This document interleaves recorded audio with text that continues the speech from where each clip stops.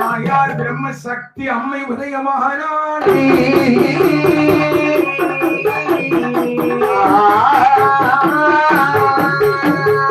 பிரம்மவிடத்திலே எரிகின்றது வேள்வியிலே வேர்வையை வீசி எரிந்த பொழுது அந்த வேர்வையானது வீணாக போகாமல் உடல் வளர ஆமா உற்ற முகம் தான் வளர கைகால் முகம் வளர கண்ணு மூக்கு சிறி வளர ஆமா அந்த நல்ல வேள்வியிலே அந்த பிரம்மவிடத்தில் அப்படி அம்மை பிரம்மசக்தி பிறந்தாள் 7 சக்திக்கும் இளையவளா ஆமா எங்களையாள் பிரம்மசக்தி